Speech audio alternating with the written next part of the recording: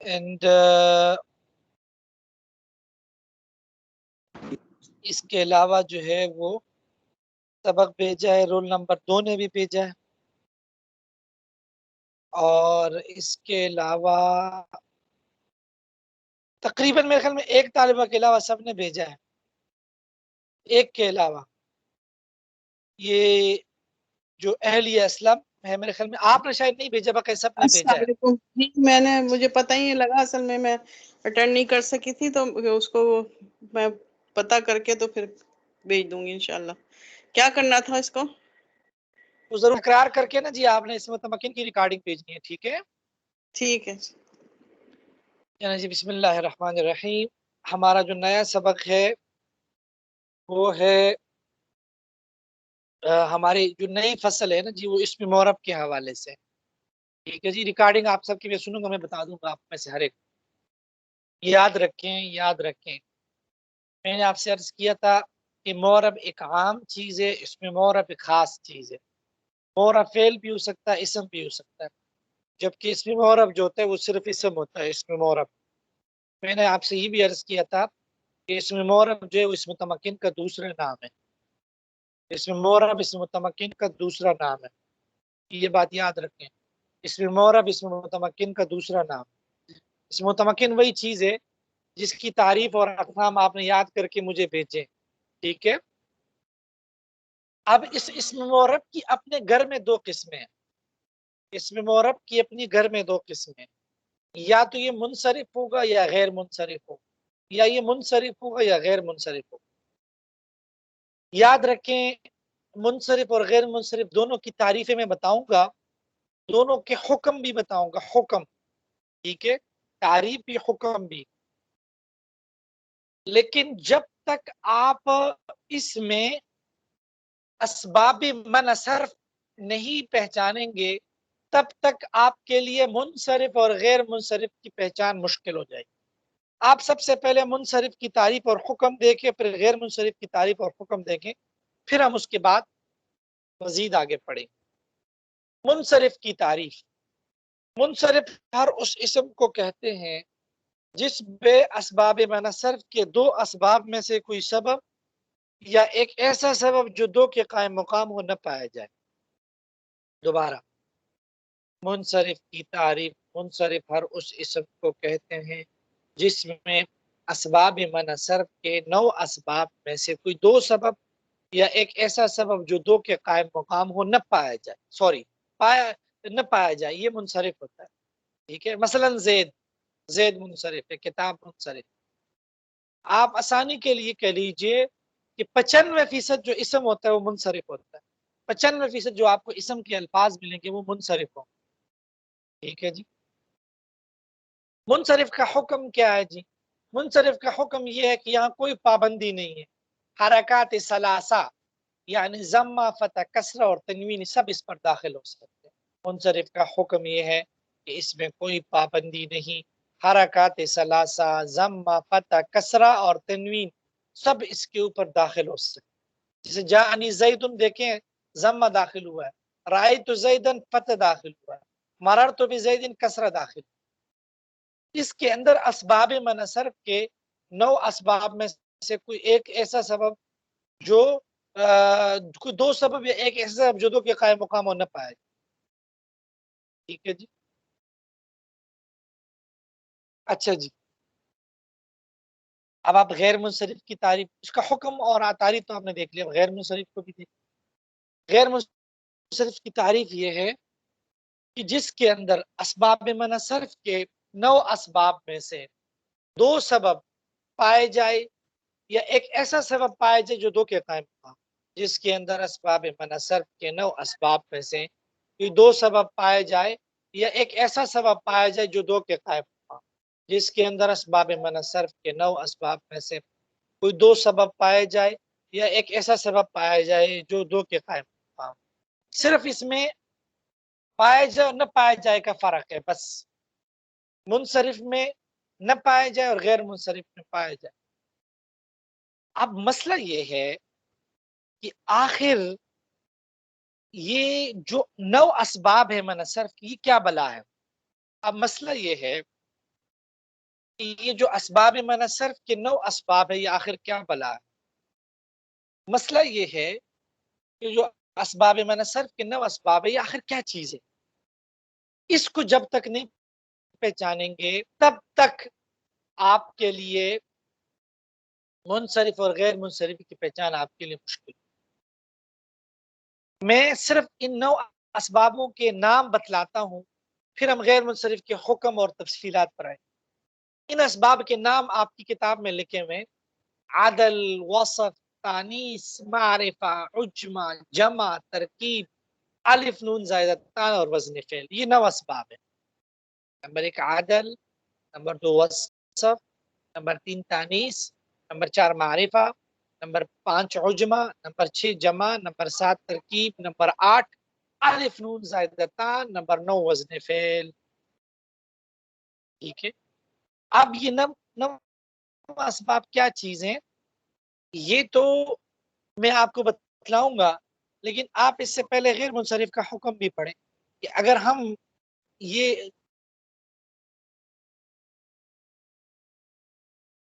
کسی لفظ کو غیر منصرف، اس کے پیچھے اس کو غیر منصرف بنانے کی وجہ کیا؟ ٹھیک ہے جی، یاد رکھیں اس کے پیچھے وجہ یہ ہے کہ غیر منصرف کا ایک الگ حکم ہے، اور وہ حکم یہ ہے کہ غیر منصرف کے اوپر کسرہ اور تنوین نہیں آ سکتا. غیر منصرف کے اوپر جب تک وہ غیر منصرف ہے اس پر کسرہ اور تنوین نہیں آ سکتے. غیر منصرف جب تک غیر منصرف ہے اس پر کسرہ اور تنوین نہیں آ سکتا. ضمہ بھی آ سکتا ہے، فتح بھی آ سکتا، کسرہ نہیں آ سکتا، تنوین نہیں آ سکتا. پھر آپ کا سوال ہوگا کہ استاد جی جب اس کے اوپر حرف جر داخل کریں گے تو کیا پڑھیں گے؟ جواب: اس کے اوپر جب حرف جر داخل کریں گے تو حرف جر اس کو کسرہ نہیں دے گا، فتح دے گا. اس پر جب حرف جر داخل کریں گے تو حرف جر کسرہ نہیں دے گا، فتح دے گا. حرف جر کسرہ نہیں. ٹھیک ہے جی جی جی. آپ لوگ بتائیں جی، سمجھ آ رہا ہے نہیں آ رہا؟ جتنی باتیں اب تک ہوئی سمجھ آئی ہے نہیں آئی؟ بتائیں جی جی. استاد، شاباش. جی آ رہی ہے سمجھ. کلیئر ہے نا سب کے لیے؟ الحمدللہ. چلیں جی اب میں ترجمہ، جتنی بات ہوئی اس کا ترجمہ دیتی مشکل جی سے دیکھیں گورو. اچھا دیکھیں ذرا الفصل. الاسم المعرب على نوعين. اسم معرب کی 2 قسمیں: منصرف، منصرف، وهو ما ليس فيه سببان. یہ اس کو کہتے ہیں جس میں 2 سبب نہ ہو. او واحد يقوم مقامهما، یہ ایک ایسا سبب جو 2 کے قائم مقام ہو. من الاسباب 9 اسباب میں سے. زید، جیسے کہ زید طلب. ويسمى الاسم المتمکن، اور اس کو اسم متمکن کا نام دیتے ہیں. یاد رکھیں اس میں متمکن انہوں نے صرف منصرف کو کہہ دیا. ٹھیک ہے، انہوں نے اس میں متمکن کو صرف منصرف کہہ دیا. ٹھیک ہے، یا غیر منصرف اس میں متمکن نہیں ہے؟ جواب: وہ بھی غیر منصرف اس میں متمکن ہے. یہ اس لیے آپ لوگ جو بات یاد کرتے ہیں وہ یہ کریں کہ اس سے متمکن جو ہے یہ منصرف غیر منصرف دونوں کا نام ہے. یہ دونوں اس کے انڈر آتی ہیں کیونکہ اس میں متمکن اس میں معرب کا دوسرا نام ہے. ٹھیک ہے. وہ حکم ہو، اور اس کا حکم یہ ہے ایدخلہ الحرکات الثلاثہ، کہ اس کے اوپر داخل ہوتی 3 حرکات کا مطلب ضمہ بھی، فتح بھی، کسرہ بھی، مع تنوین کے ساتھ. تقول، آپ مثال پڑھیں گے: جاءنی زید، رأیت زیدا، مررت بزید. وغیر منصرف، غیر منصرف. یاد رکھیں سبق کے دوران کتاب ہونا چاہیے. کتاب نہ ہو تو کچھ سمجھ نہیں آئے گا. سبق کے دوران کتاب نہ ہونے کا مطلب یہ ہے کہ آپ سبق نہیں پڑھ رہے، آپ ویسے حاضر ہو رہے ہیں. ٹھیک ہے، اس لیے کتاب ہونا چاہیے سبق کے دوران، چاہے ہارڈ کاپی میں ہو چاہے سافٹ کاپی. ٹھیک ہے. وغیر منصرف، غیر منصرف. وہوا ما فیہ سببان، جس میں 2 سبب ہو. من الاسباب 9 اسباب میں سے. واحد یہ ایک ایسا سبب منہما ان دونوں میں سے یقوم مقامہما جو دو کے قائم مقام. والاسباب التسعہ اور یہ 9 اسباب کون سے ہیں؟ یہ 9 اسباب کون سے ہیں؟ فرماتے ہیں یہ العدل یہ عدل ہے، والوصف اور وصف ہے، والتانیس اور تانیس ہے، والمعرفت اور معرفہ ہے، والعجمت اور عجمہ ہے. اب یہ عدل کیا وصف کی میں آپ کو آگے بتاؤں گا، ٹھیک ہے جی. اب آپ صرف اتنی بات سمجھیں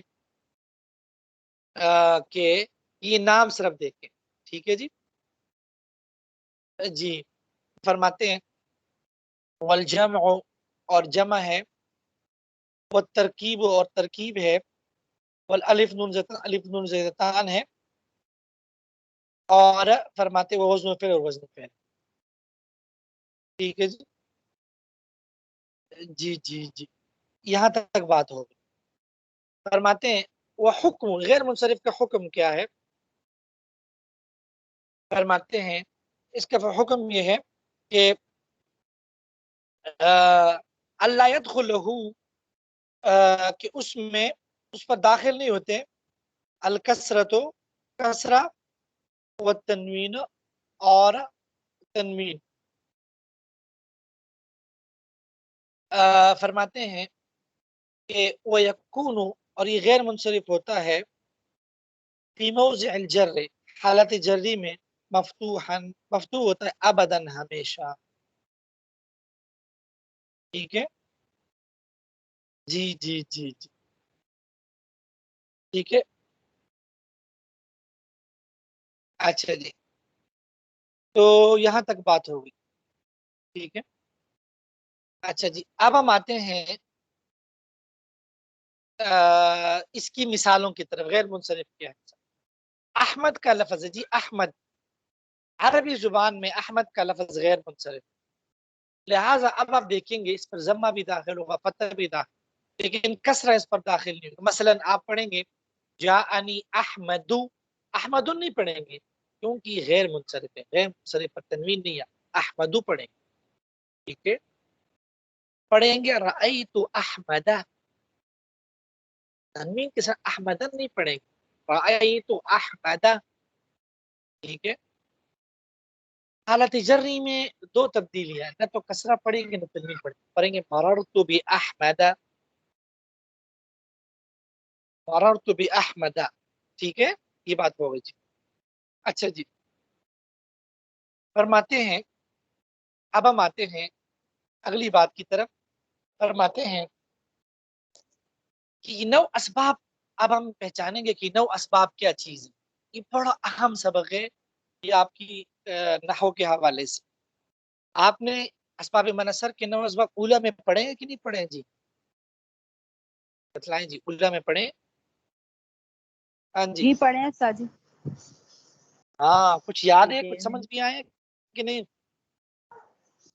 جی جی جی جی جی یاد رکھیں، یہ ہم میں سے ایک ہم پڑھیں گے. آپ کو آخر میں انشاءاللہ اس کی میں پریکٹس کرواؤں گا، اور پریکٹس والی کتاب بھی میں بھول جاتا ہوں، میں بھول جاؤں گا تو وہ بھی میں آپ کو بھیج دوں گا. تو اس کے بعد انشاءاللہ آپ کے لیے پھر صحیح چیزیں کلیئر ہو جائے گی. اب آپ سمجھنے کی کوشش کیجیے، ٹھیک ہے. سب سے پہلے ان 9 اسباب میں ہمارے پاس ہے عدل. عدل ہمارے پاس سب سے پہلا. یاد رکھیں لفظ عدل کا لغوی معنی ہے مائل ہونے کے معنی میں یاد. جب اس کے بعد اس کے صلے میں الہ کا لفظ آ جائے، عدل الیہ مائل ہونے کے معنی میں آ جائے، اور جب اس کے صلے میں عن آ جائے عن، تو یہ اعراض اور منہ موڑنے کے معنی میں آتا ہے، ٹھیک ہے جی. اعراض کرنا، منہ موڑنا، ٹھیک ہے. اور جب عدل کے لفظ کے بعد بین کا لفظ آ جائے، جب اس کے صلے میں بین کا لفظ، تو یہ برابری کے معنی میں استعمال، برابری کے معنی میں استعمال، ٹھیک ہے جی. تو یہ تو اس کے لغوی معنی. اب عدل کی اصطلاحی تعریف کیا ہے؟ عدل جی کی دوبارہ اصطلاحی، کریں گے؟ میں دوبارہ ریپیٹ کرتا ہوں. میں نے عرض کیا لغوی طور پر لفظ عدل کے مختلف معنی آتے ہیں، لٹرلی لغوی طور پر اس کے کئی معنی آتے ہیں۔ جب اس کے صلے میں یعنی اس کے بعد الا کا لفظ آ جائے تو یہ مائل ہونے کے معنی میں آتا ہے، عدل الیہ، اس کی طرف مائل ہوا، ٹھیک ہے۔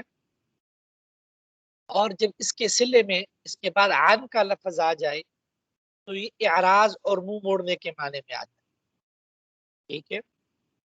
اور جب اس کے بعد بین کا لفظ آ جائے، بین، ٹھیک ہے، تو یہ برابری کرنے کے معنی میں، ٹھیک ہے۔ اچھا جی، عادل کی کیا تعریف ہے؟ عادل کی تعریف یہ ہے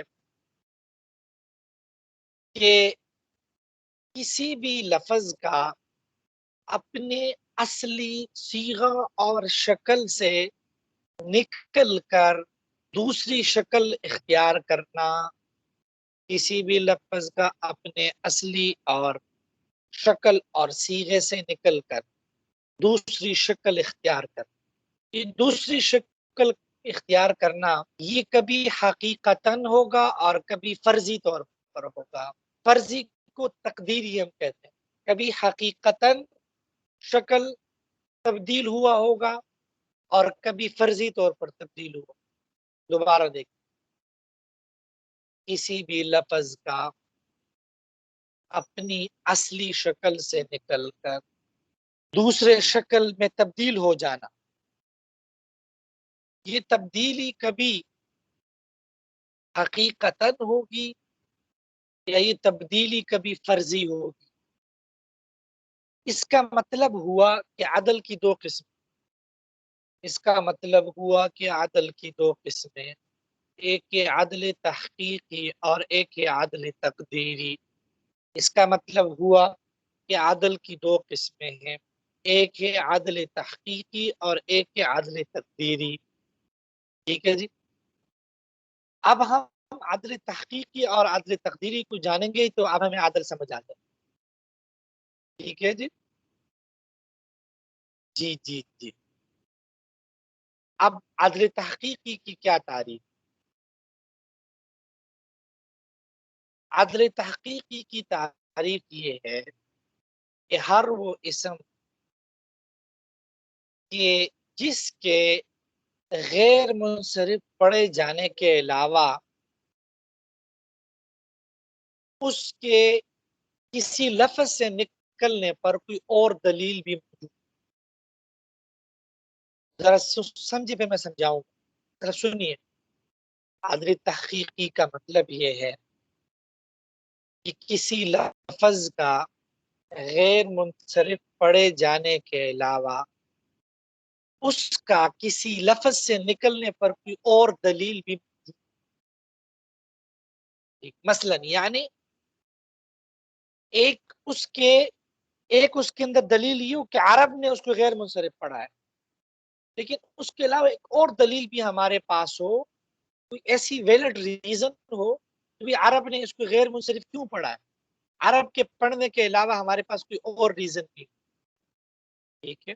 یہ عدل تقدیری تحقیقی ہے، میں سمجھاؤں گا تو پھر آپ کو سمجھ آئے گا۔ اب آپ سب دیکھیں، جبکہ عدل تقدیری جو ہے نا، عدل تقدیری اس کے عرب کے غیر منصرف پڑھنے کے علاوہ ہمارے پاس اس کے اوپر اس کے عدل ہونے پر کوئی دلیل موجود ہے، ٹھیک ہے جی۔ عدل تقدیری کی تعریف یہ ہے کہ اس کے غیر منصرف پڑھے جانے کے علاوہ ہمارے پاس اس کے عدل ہونے پر کوئی اور دلیل موجود نہ ہو، ٹھیک ہے۔ میں سمجھاؤں گا تو آپ کو بات سمجھ آئے گی۔ اسی کتاب میں عدل کی مثال دی ہے ثلاثہ، اور بڑی مثالیں، لیکن آپ ذرا دیکھیں ثلاثہ کا لفظ ہے، ثلاث قرآن میں اللہ پاک فرماتے ہیں فَانْكِحُوا، تم نکاح کرو، مَا طَابَ لَكُمْ، جو تمہیں اچھی لگے، من النساء، نساء میں سے مثنى، دو دو، ثلاث اور تین تین۔ یہ جو ثلاث ہے نا، ثلاث یہ ایک لفظ ہے، ثلاث لفظ ایک ہے، لیکن جب ہم اس सुलास का तर्जुमा करते हैं ना, तो हम कहते हैं 3-3। क्या तर्जुमा करते हैं?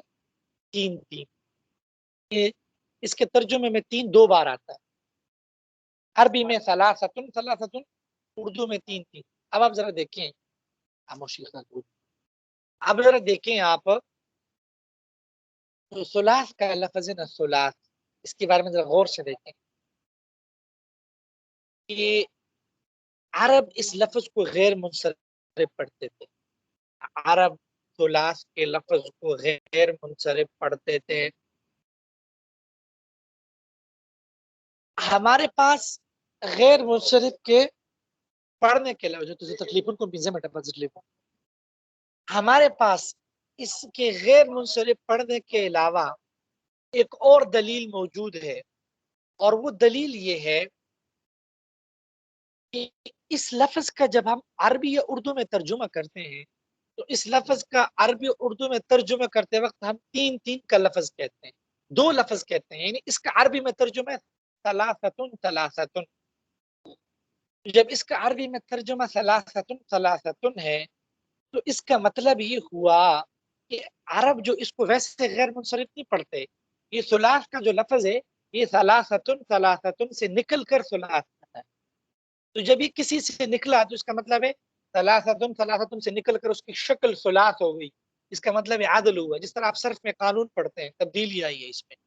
तो जब इसके अंदर तब्दीली आई है और इस तब्दीली पर दलील भी मौजूद है, लिहाजा ये अदल तहकीकी है, ये अदल तहकीकी है। अदल तकदीरी की मिसाल लफ्ज उमर है, उमर, उमर रजी अल्लाह का जो नाम, अरब उसको गैर मुनसरिफ पढ़ते हैं। उसके गैर मुनसरिफ पढ़ने पर अलमियत एक सबब तो है, लेकिन हमारे पास और कोई सबब नहीं है उसके गैर मुनसरिफ, कोई रीजन, कोई दलील हमारे पास नहीं है मार्केट में। अरब ने पढ़ लिया, तो हम खुद जो ग्रामर वाले, ग्रामर बनाने वाले हैं, हमने खुद ये अज्यूम कर लिया, खुद से सपोज कर लिया कि भाई जो उमर का लफ्ज ये आमिर से निकला है। ये इसलिए हमने अज्यूम किया ताकि अदल का जो सबब है वो इसके अंदर जो है वो पाया जा सके, उसको हम जो है वो मौजूद करार दे सके। इसलिए उमर और जुफर, इमाम जुफर का नाम सुना है, इन दोनों को अरब गैर मुनसरिफ पढ़ते हैं। हमारे पास कोई और दलील इसके ऊपर मौजूद नहीं है, हमने फर्ज कर लिया कि उमर आमिर से निकला है, जुफर जाफिर से। हाँ भाई बताओ, कुछ समझ आया कि नहीं आदल का? जी बतलाओ, शाबाश। हर एक बंदे को भी समझ आ गया है, तो मैं उनसे तवक्को की कि वो दूसरों को समझा। लेकिन ये बताओ कि कुछ समझ आया भी है कि नहीं आया?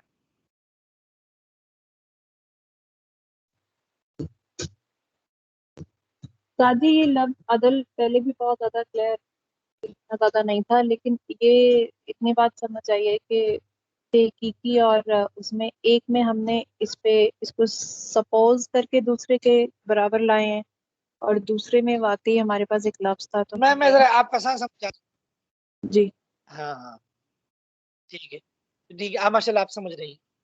देखें, अदल में, तारीफ में आप ये बात समझे ना कि जिस तरफ सर्फ में लफ्ज चेंज हो जाता है ना, इसमें लफ्ज चेंज हुआ होगा।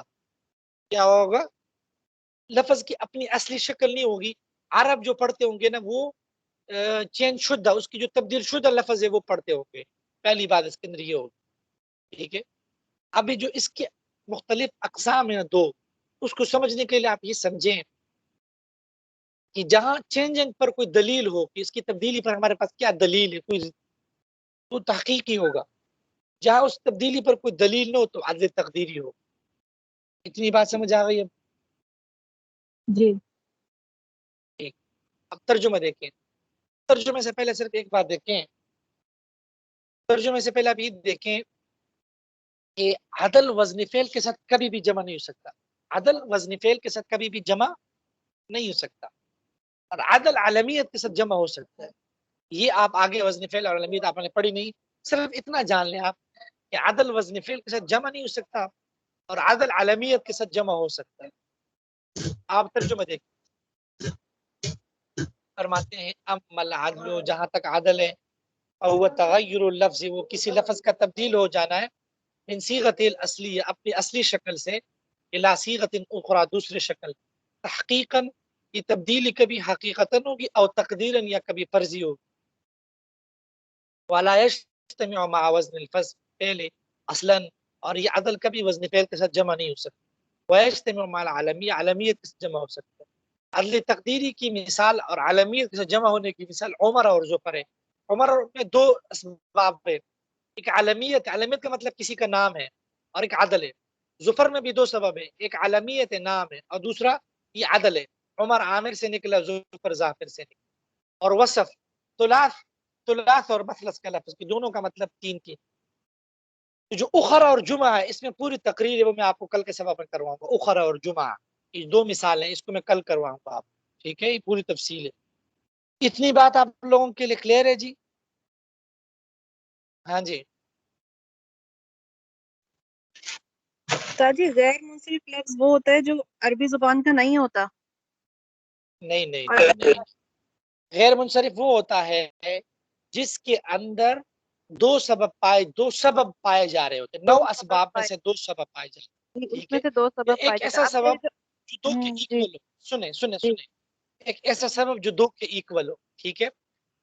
لفظوں میں کیا فرق پڑے گا؟ فرق یہ پڑے گا، غیر منصرف پر آپ کسرہ نہیں پڑھیں گے، تنوین نہیں پڑھیں گے، ٹھیک ہے؟ اب وہ 2 سبب کیا چیز ہے؟ اس میں سے ہم نے آج ایک سبب پڑھ لیا، اس میں سے ایک سبب پڑھ لیا، ٹھیک ہے؟ جب مزید اسباب پڑھیں گے نا، پھر میں آپ کو اس کی اجرا کرواؤں گا، ٹھیک ہے؟ چلیں جی، آج کے لیے اتنا کافی. ہماری یہاں نماز ہم نے پڑھی جماعت کے ساتھ. مزید کو ہوا آپ مجھ سے کھل کر پوچھ سکتے، گروپ میں جواب دوں گا، ٹھیک ہے؟ جی ٹھیک. ٹھیک ہے جی، ٹھیک ہے. السلام.